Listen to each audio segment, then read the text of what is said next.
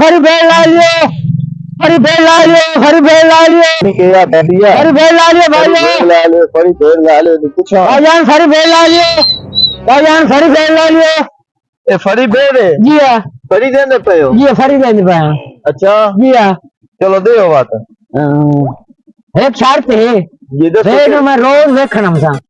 Role देखना जी रोज देखना सा। ते केड़ी शर्त है तेरी ये शर्त है भाई, फरी वाली है ना। अच्छा फरी वाली है तेरी शर्त है भाई डेली हम से तू जी हाँ, भेड़ देखना ए मैंने मंजूर है शर्त ठीक है डन हो भाई इंज कर मोटरसाइकिल था हुन खलार चा आज ढाडी मौज लग गई है फरी भेड़ मिल गई चंगा होया भाई ने बहाने बनने आते बहाने अपने स्टोर बना के फरी भेड़ मिल गई साढ़े पैसे बनने हां चंगे पैसे बन मैं गब्बन गब्बन गब्बन गब्बन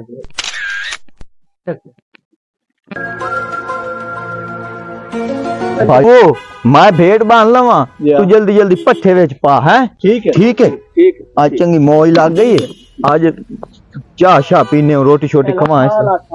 चलो आओ भाऊ आज डाटा दा लग गई है ते फरी वेखणम सी विखा के ते आपा नु बेच छुड़े था 20,000 दी भेड़ है आज बड़ा उस जगह जाए बंदे ने दाल आया बड़ा दाल 20,000 दी भेड़ है ये आएगी या पिछू वेखण ओदी शरत है ना अगर वो आई वैसी आपे चार टोल के देख पूरे साए बस चले अपने भेड़ पचाई नहीं ये चासा बड़ी बच्चा सा भाइयों ये वो तो आ ही गई है सलाम अलैकुम। वालेकुम अस्सलाम भाईजान जनाब क्या हाल है चाचा तालिब खैर में है ठीक है अब हो चाचा तालिब बाबा भेड़ दे फिर यार मैं रात को सुता ही नहीं। भेड़ नो सब पट्ठे गत्ते पानी पिवाया रज्जी खलोती है इसे मैंने दिखाया है ना मां उसके बगैर आ भी रोटी कौन कर विखाई नहीं बाबा क्यों परेशान होगी भेड़ मैंने जाती तो सही विखाई नहीं आगे लाए भाई भेड़ खाली है ठीक ठाक है अच्छा जी ठीक ठाक वेख चाचा तालिब है मोटी नहीं मोटी होई खलोती ठीक नहीं खाली ए वेख ले सोनी सोनी अरे प्यार से आया मन प्यारी डाटे प्यारी है भाई ए वो देख ले पट्ठे बच्चे पाए ना सही है चला चलिए को चाह शाह तेनु पीवई नहीं आए रोटी खवाई नहीं तेनु आ अच्छा से तालब बाय बात बात खा दिया पद खा गई है बात खा दी भेड़ दे मगर अच्छा मैं इसके बगैर नहीं रह सकती नहीं रह सकता डाढ़ी प्यारी आई थी डाढ़ी प्यारी आई फिर मैं रोटी को नहीं खाती वाला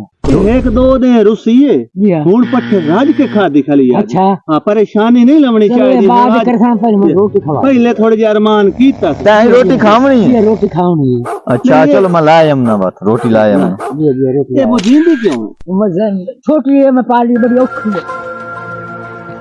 ला बाबा रोटी आ गई है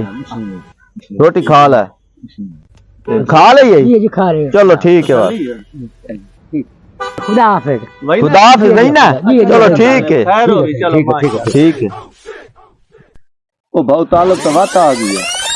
अच्छा खैर चले ने अस्सलाम चले ने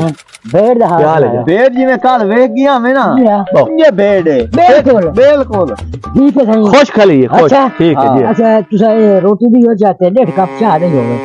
रोटी दी वहां जा जी आई बात को नहीं खाती नाश्ता को ना यकीन नहीं बाबा का नाश्ता मैं भेड़ को नाश्ता करने ले अच्छा ये भी प्यारी है भेड़ को अच्छा नाश्ता लाए रोट ना लाए हमने लाए 1.5 कप चाह नहीं होगा एक कप 1.5 कप एक लाए एक कप 1.5 कप नहीं दो पहला बाबा चाय है ते रोटी है ठीक है खा बाबा रोटी खा ले ये रोटी खा ली अच्छा बाबा खुदा हाफिज ठीक है खुदा कल मोहरम सा मोड़ी आवणे कल मोहरम सा बहु नदीम जी हम तो लड़ना गई भेड़ हाँ गाल तो तेरी सच्ची है भाई 20,000 दी लैया से सानू 40,000 भेड़ पाए गई ये रोटियां खवा खवा के बंदा डाढ़ा जा रहा अब साढ़े वास्ते बड़ा मसला बन गया जे ले वेंदा कहले दुआया खला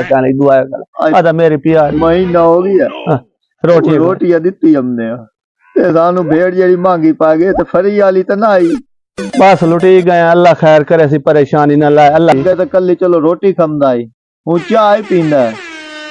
अच्छा चलो रोंदा ना मैनू तरस आवे ना बंदा गरीब जी मतलब साथ रोल ना गए उसे चलो परेशान न हो अल्लाह खैर करे सी एदा कोई हाल काट नहीं तो मार गए कोई हुन हाल कोई सोचे नहीं है कोई अल्लाह खैर करे काहे कोई मशवरा लेने अल्लाह खैर कोई आवे सी कोई ओदे कोल पूछ दे दसे ने के करा बड़े परेशान है यार। अस्सलाम वालेकुम। अस्सलाम, क्या हाल है बाबू? भाई रमजान, भाई सईद, क्या हाल है? खैरियत है भाई? ये बाबू बाबू खैर है यूसुफ भाई, आज बड़े परेशान बैठे दुए बिरा। खैर है के रोला ने की यार रोला है के दसा यार, असा दसो ही सही। अस बड़े परेशान है। एक बाबा भाऊ रोड दे उत्ते ना कि नहीं असम दे पे आके जुआने तो सौदे लाके वापस घर। अच्छा एक फरी बेड़ वाला खलोता ही रोड ते, फरी बेड़ असा लै लईए। ओ सानू एक आखे कि शर्त है साडी। अच्छा असा के केड़ी शर्त है? यानी शर्त है कि असा मैं डेली वेखणम था। अच्छा असा के ए केड़ी गल 20,000 दी भेड़ ते तो मुफ्त है। असा तो लाए बहु नदी तो मैं बड़े खुश होया ते सानू बड़ी द्राक्ष चाय से मारे से भाई 20,000 दी भेड़ भाई दिहाड़ी लग गई है। वह जले घर पहुंचे हैं तो बहु डेली हम देख लो तो वो बाबा सवेरे सवेरे आ वहींदा है ते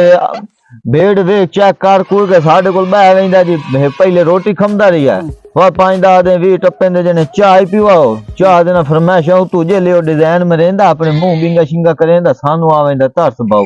ओ भेड़ हुन ए हिसाब ला ले सानू 40,000 च पै गई है। जे 10 दे हो रहा है सानू 50,000 पमदी है। बाऊ यूसुफ चुप करे ना, मैं तेनू देना मशवरा एक तो बाऊ बना गया तो गल ओ किवें ओ इंज ना बाऊ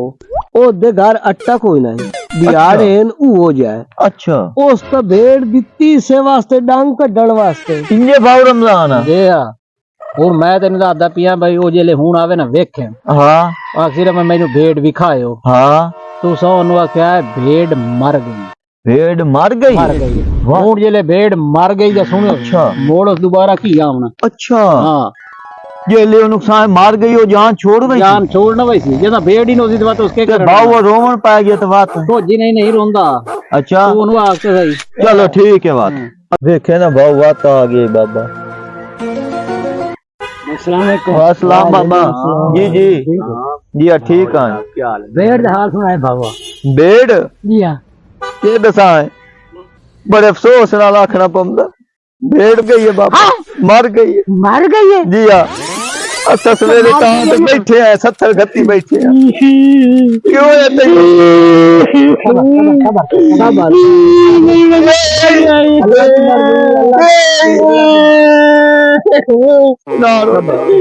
अच्छा तो सही करो मैं चलिए थोड़ी बैठा